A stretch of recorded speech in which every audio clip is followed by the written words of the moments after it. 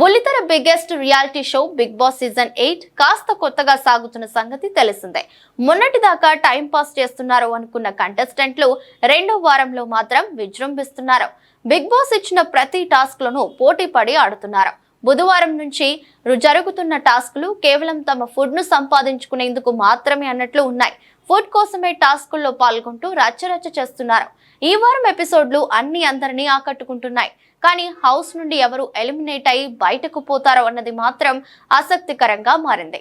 అయితే జనాల ఊహకు ఏమాత్రం అందని వారిని బిగ్ బాస్ హౌస్ నుంచి ఎలిమినేట్ చేస్తున్నారో, ఇప్పుడు రెండో ఎలిమినేషన్ కూడా ట్విస్ట్లతోనే జరుగుతుందని ప్రేక్షకులు ఊహిస్తున్నారు. మరి ఈ వారం ఎవరు ఇంటి నుంచి వెళ్ళిపోతారో చూసేద్దాం.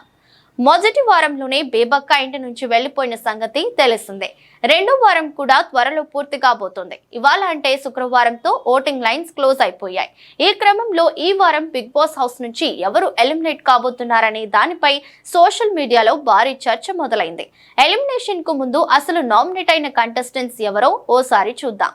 ఈ వారం బిగ్ బాస్ హౌస్ నుంచి ఎలిమినేట్ కావడానికి నామినేట్ చేయబడిన హౌస్ మేట్స్ శేఖర్ భాష, పృథ్వీరాజ్, నిఖిల్, ఆదిత్య, నాగమణికంఠ, నైనిక, సీత, విష్ణుప్రియ వీరంతా స్ట్రాంగ్ కంటెస్టెంట్లే.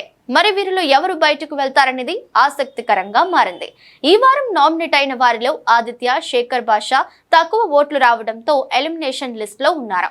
అందరి అంచనాల ప్రకారం ప్రస్తుత ఓటింగ్ ట్రెండ్ చూస్తుంటే ఈ వారం ఎలిమినేషన్ రిస్క్ ఎక్కువగా ఉన్న వ్యక్తి శేఖర్ భాష అని చెప్పొచ్చు. అలాగే మరో కంటెస్టెంట్ సీతకు కూడా తక్కువ ఓట్లే పడ్డాయి.